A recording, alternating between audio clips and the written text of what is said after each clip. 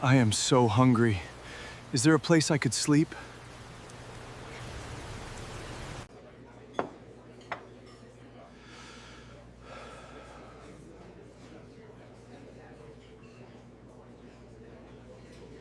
It is not much, but it is safe. I do not know how to thank you.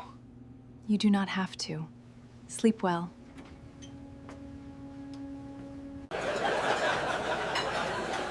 Yes, we are working on it right now! I need more plates for table right now! We are falling behind! I've got the line. We need 2 sea bass on table 4 now. Fire the steaks for table 6. How did you do that? Service, take these to table 4.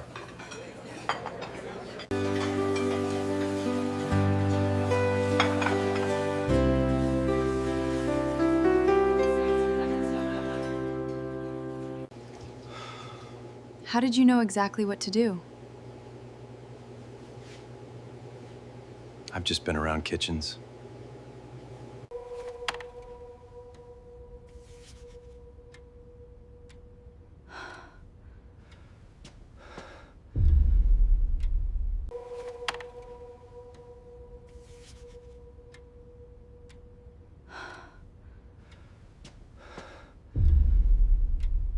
The restaurant was 3 minutes away from losing everything when a stranger walked through its back door carrying nothing but a torn backpack and exhaustion in his eyes. Outside, Chicago was being hammered by cold November rain, but inside Rosa Bennett's little restaurant, the night was supposed to be the biggest in its 15-year history.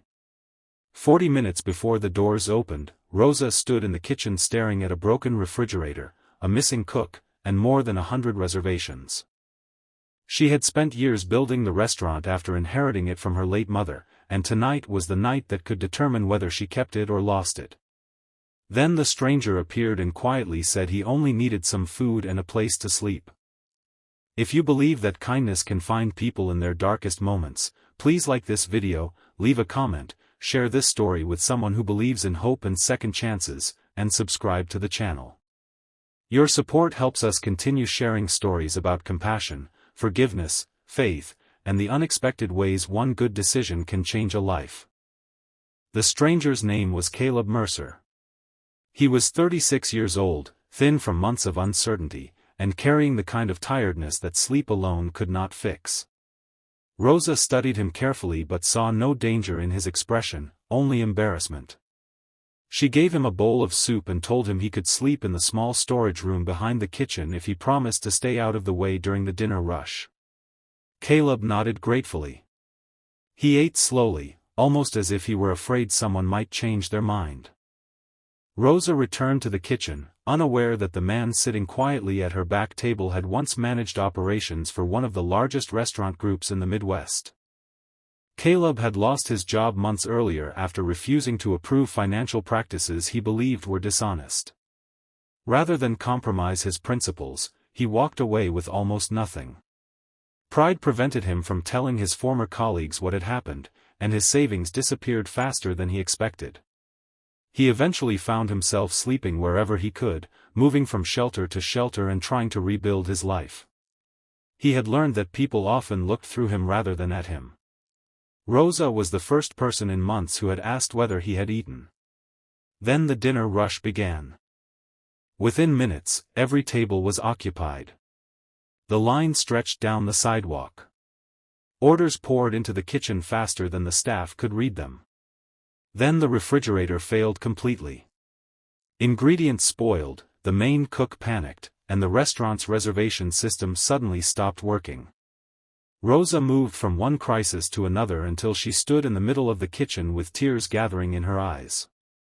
She had never felt so close to losing everything.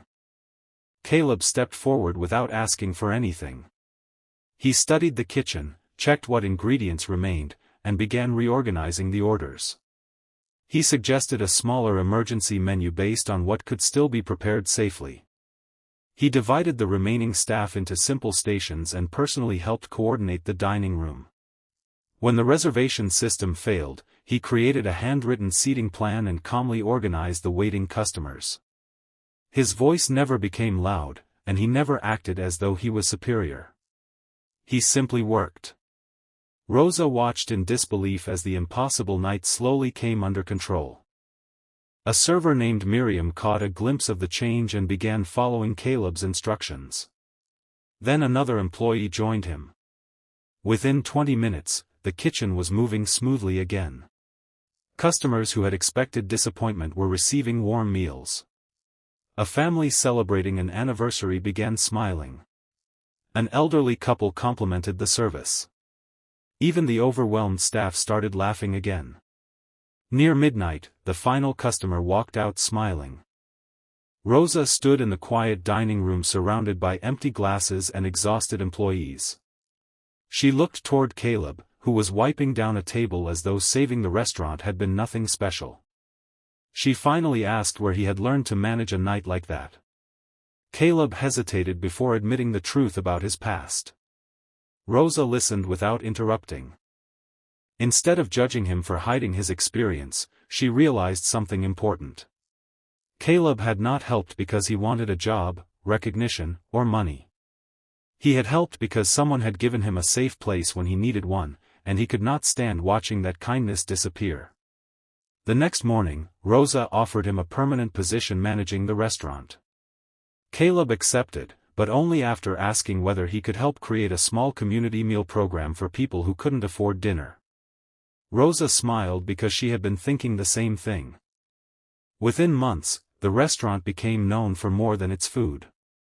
Every Friday evening, anyone who needed a warm meal could come through the back door without shame. Caleb managed the program, while Rosa made sure nobody was turned away. One evening, Caleb stood outside beneath the same Chicago streetlights where he had once wondered where his next meal would come from. Rosa handed him a warm cup of coffee and reminded him that he had arrived asking for nothing more than food and a place to sleep. He smiled and looked back at the glowing restaurant. He had received something far greater than a meal. He had found a place where his past did not define him, where his skills mattered, and where kindness had given him the courage to begin again. If this story touched something inside your heart, please support the video with a like, share it with someone who could use a little hope today, and subscribe for more stories about ordinary kindness creating extraordinary change. Before we finish, leave a comment saying, "One act of kindness can change everything." You never know who might read your words at the exact moment they need them. Caleb once walked into Rosa's restaurant believing he had nothing left to offer the world. But on the busiest night of her life, he discovered that even when someone has lost their home, their job, and their confidence, they may still carry something priceless inside them. Sometimes all a person needs is one door opened without judgment, one meal served with dignity, and one chance to prove they are not finished. And sometimes, the person you think you are helping is the very person who will help you survive your hardest night.